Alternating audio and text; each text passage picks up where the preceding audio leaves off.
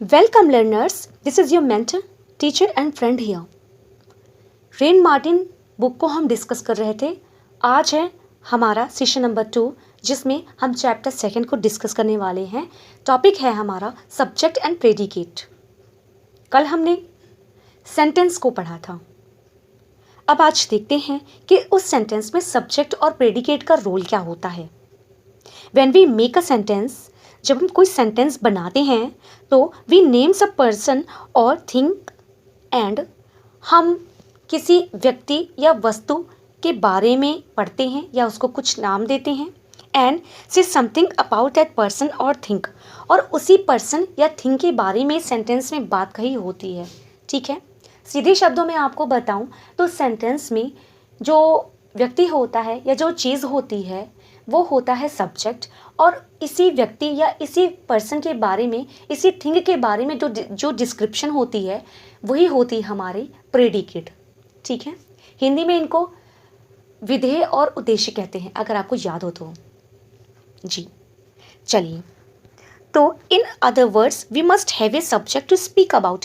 हमारे पास एक सब्जेक्ट होना चाहिए एंड वी मस्ट से और predicate something about that subject. बिल्कुल वही प्रेडिकेट सब्जेक्ट के बारे में बताता है. ठीक है, hence every sentence has 2 part, जो कि इम्पॉर्टेंट है कि हर सेंटेंस में 2 पार्ट्स ज़रूर ही होता है. एक होता है सब्जेक्ट और एक होता है प्रेडिकेट जो उसके बारे में बताता है. ठीक है, okay. The part which names the person और thing we are speaking about, वो जो पार्ट जिसमें व्यक्ति का नाम होता है या थिंग होता है जिसके बारे में हम बात कर रहे होते हैं वही सब्जेक्ट होता है. This is called the subject of the sentence. यही सब्जेक्ट होता है.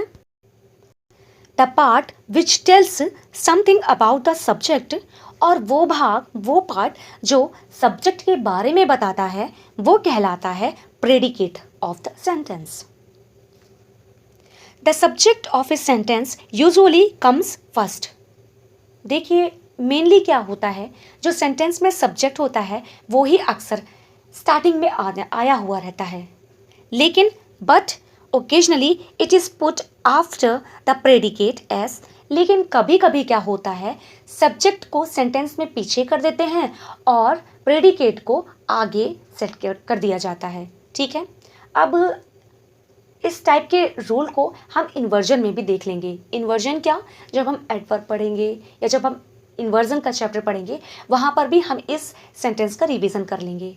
ठीक है जी, और ऐसा भी कह सकते हैं कि इसका कुछ एग्जाम्पल हम टेंस में भी पढ़ेंगे. ठीक है, फिलहाल वो चैप्टर की बात है, हम डिस्कस कर रहे हैं यहाँ पे सब्जेक्ट प्रेडिकेट को. ठीक है, चलिए एग्जाम्पल देख लेते हैं. Here comes the bus. तो हेयर कम्स द बस में हेयर क्या है, एडवर्ब ऑफ प्लेस है. कम्स क्या है, ये वर्ब है. द आर्टिकल है, बस के लिए आया हुआ है.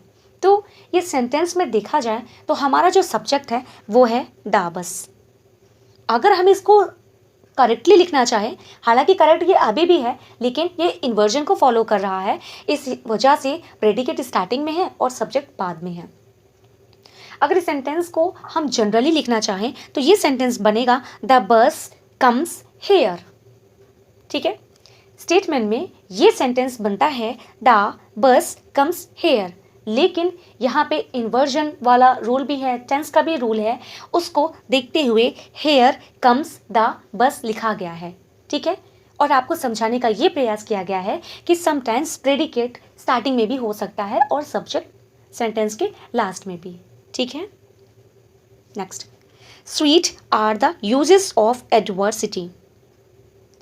जो लिटरेचर के बच्चे हैं वो बहुत अच्छे से जान रहे हैं ये लाइन किस प्ले की है, किसने कही है. ओके, ठीक है, अगर आपको याद है तो बहुत अच्छी बात है. चलिए, तो हम ग्रामर पे डिस्कस कर रहे हैं. Sweet are the uses of adversity. इस सेंटेंस में भी देखा जाए तो स्वीट आर द यूजेस, ये जो है ना, ये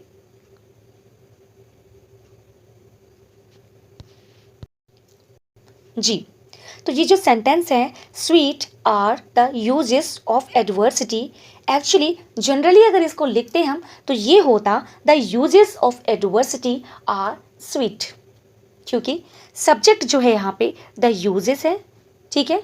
तो uses of adversity are sweet, और इस वजह से यहाँ पे इस सेंटेंस में हम आर का यूज करते हैं, करेक्ट जी। तो sweet are the uses of adversity, इसको देख करके कंफ्यूज बिल्कुल भी नहीं होना है, क्योंकि इसका जो सब्जेक्ट है वो सेंटेंस के लास्ट में है और जो प्रेडिकेट है वो स्टार्टिंग में लिखा गया है। ओके, इंपॉर्टेंट रूल है, याद रखेंगे। Next, in imperative sentences the subject is left out. अब जो इम्परेटिव सेंटेंस होते हैं ना, उनका क्या सिस्टम होता है, उनका क्या तरीका है लिखने का। इसमें जो सब्जेक्ट होता है वो अंडरस्टूड होता है, ठीक है।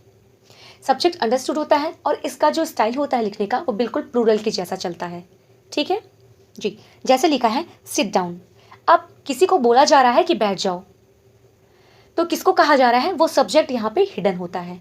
ओके, जैसा लिखा है here the subject you is understood, और यू को हम मान लेते हैं। थैंक हिम, उसे धन्यवाद दो। Here to the subject you is understood, और इस सेंटेंस में भी जो सब्जेक्ट है यानी जो यू है वो अंडरस्टूड किया गया है। ओके, तो चैप्टर 2 भी हुआ हमारा कंप्लीट। अब नेक्स्ट सेशन में मिलते हैं किसी और टॉपिक के साथ में, ठीक है। Thank you, bye bye, take care.